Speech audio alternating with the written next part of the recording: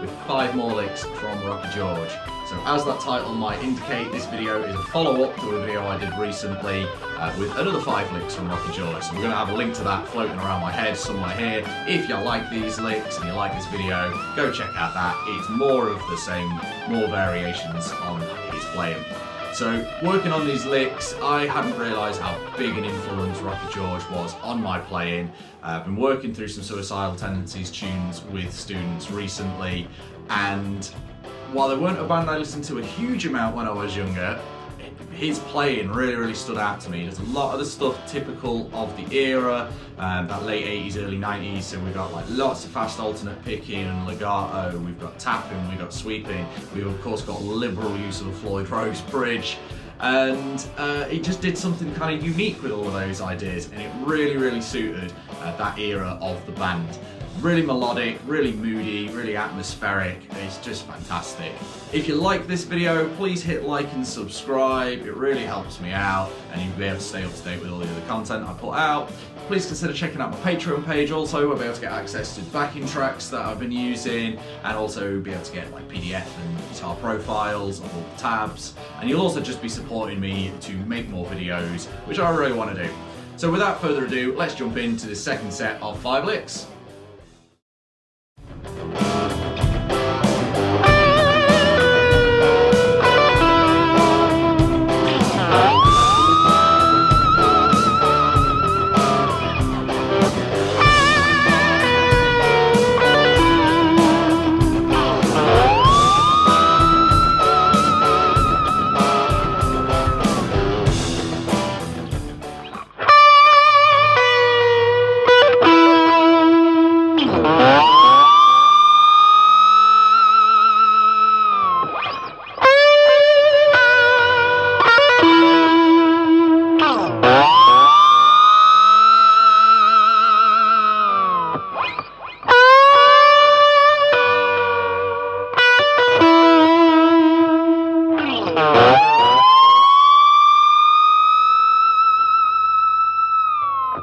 So this lick's going to make pretty liberal use of Floyd Rose bridge, and I'm a big fan of always saying work with what you've got, and you know, you can make sounds you wouldn't expect out of most guitars if you work around in the right way, but this lick is pretty like dependent on having some kind of floating bridge. So E minor pentatonic, I'm starting off at the flat 7 up here at the 15th fret, and I'm going to play that with just some vibrato on the bar, sort of pulling up and down on it. Then I'm going to pull off, or I could pick again to the 12th fret, and I'm going to dive out of that. And just that combination of 2 different bar techniques makes just going between those 2 notes sound like a lot more's going on. Then I'm going to hammer on and pull off between those 2 notes. And again on that, I'm going to use the bar. I'm going to like scoop my way in it. Again, so it doesn't just sound like notes. And that's taking me down to my root note here. The temptation would be to probably go to that in a more classic rock sort of context. And sometimes just using notes you're already familiar with and just like an extra like interval or something like that. Just adds a little bit of character to something. And then from that, this is a classic. This is, you know, if you played any amount of like Pantera sort of stuff, this is the Dimebag classic. I'm going to do a scoop at my 3rd fret and pull that up till it hits E. And I'm doing the whole classic thing of I'm pushing down on the bar. I do this with my middle and 3rd finger. You can do it with whatever works. You do it with 1st and 2nd. So I'm pulling the bar down, gonna pull the open string with my middle finger, and then catch it in a harmonic on the 3rd fret and pull it up. And pull it up till it's in tune. I could add that wail to it. You'll see a lot of people doing that with the bar behind. I prefer doing that with it down. That's just kind of how I'm more used to it. But experiment, see what works for you, and it's a really useful sound. Go for it.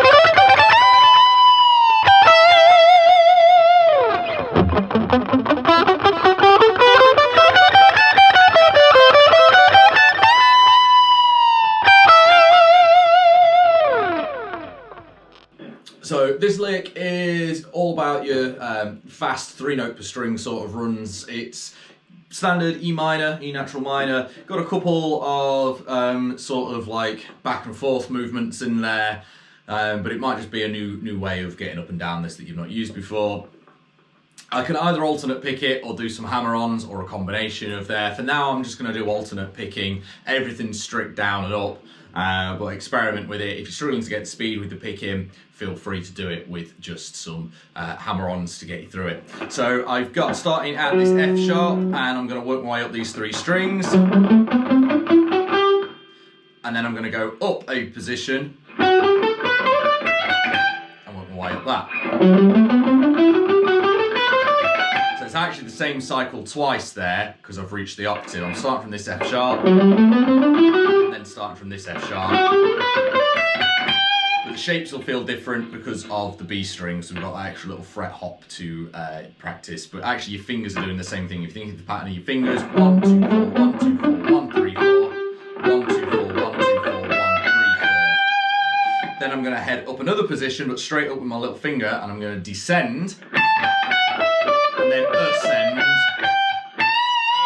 that's my last note bending, coming down the pentatonic at the very end.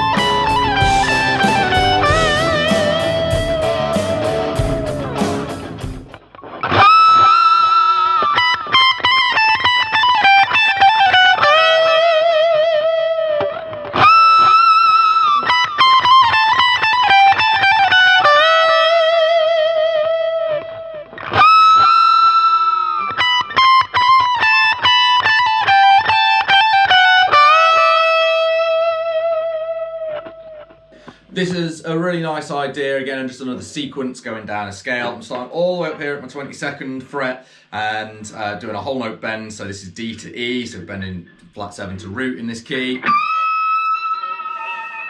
And then we're going to have, you can sense that pattern's getting into there. So the first awkward thing is just getting kind of locked into it. So we've got those 2 notes kind of off their own. But then that is my pattern down the scale. So what I'd say is practice the scale going down on 1 string so you can picture where those notes are really clearly if you can't already.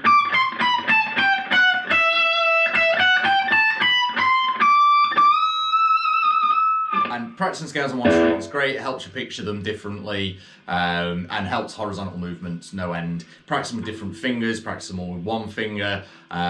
Just get used to seeing where those notes are. And what I'm going to have then, bends, that walk up, and just this triplet, down a note of the scale, up, triplet, down a note of the scale, up, triplet, down a note of the scale. And that's where this lick ends. So I'm coming down to my flat 7 and bending up. But obviously you could continue that. And there I like doubled up the triplet within the middle of it rather than doing the same rhythm all the time. There's a lot you can experiment with sequences like that.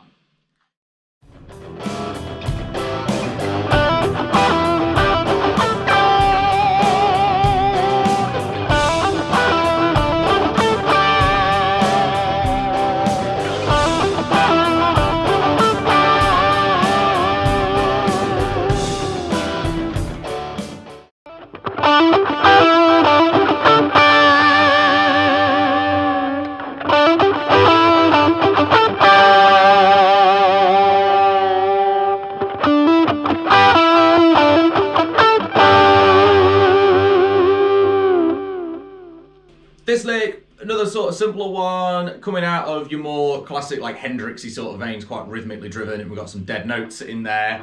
E minor pentatonic at the 12th fret, we're very much focused around this sort of area for a lot of these. And I'm starting off with this pick and hammer dead note, and then coming down this double stop. That's super standard. Again, chances are you've already encountered something like that in more classic rock sort of playing. That as well, you're going to hear in like Kirk Hammett's playing a lot, like that sort of like choppy pentatonic double stop hammer-ons. But where we're actually going with that, head into that A note the second time round, so it almost repeats itself. And then that'd be kind of the obvious place to go, but it plays it like a chord, like a power chord variation. I've got D, G, and D there, and the three of those ringing together when you've got your bar going as well, especially if you don't dip. That's got such a cool sound to it.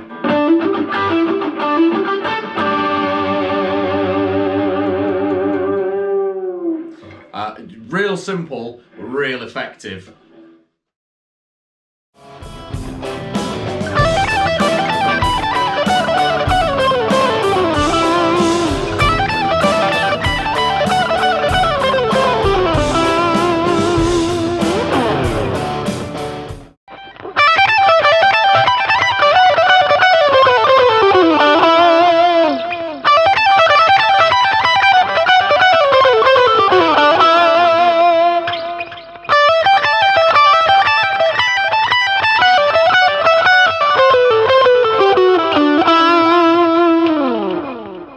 So this lick can be a bit of a tongue twister, and it's just combining lots of different but similar sequences within our like 3 note per string sort of idea. So the first thing I get used to is just picturing where all of these notes are going to be. So I'm going to start off from this B note up here at my 19th fret, and I'm going to come down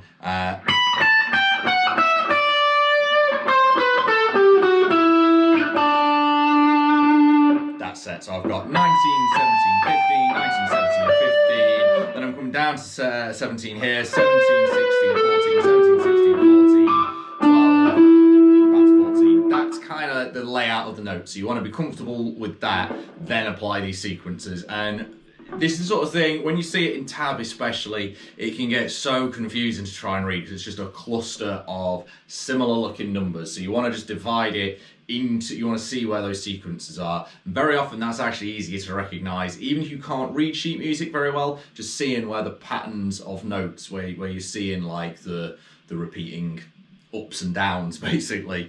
So what we're going to have is this first cycle of triplets.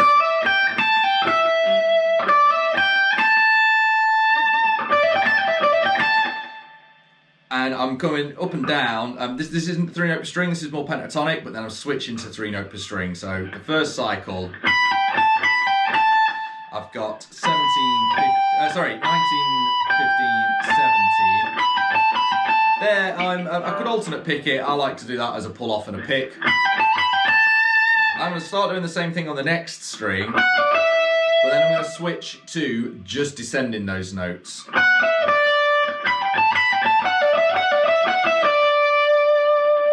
So already, just all triplets. Then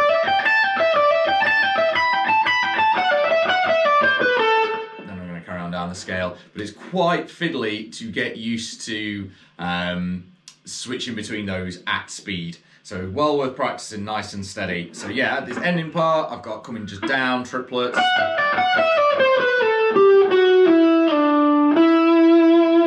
I can do that with a slide at the end. Back to my root note, and obviously I could tie that in to start on another lick or do some kind of flourish with the bar or head somewhere else beyond that. So thanks for checking out this video. I really hope you've enjoyed it and it's given you some useful ideas for your playing. If you've not already checked out Rocky George, hopefully it's been a little introduction to his sound and vibe and urges you to go check out some of those Suicidal Tendencies albums with him on. Also check out the Fishbone stuff with him playing on. He's just a fantastic player all around, really versatile, really interesting. If you have enjoyed this, please hit like and subscribe. Feel free to leave me a comment, let me know any requests for other players you'd like me to I should check out or do a lesson on. And please consider checking out my Patreon page. Again, you'll be able to get access to backing tracks, tab files, guitar profiles, and you'll be supporting me to keep making more videos, which I really want to do. But in the meantime, keep practicing, keep shredding, and I will see you all very soon.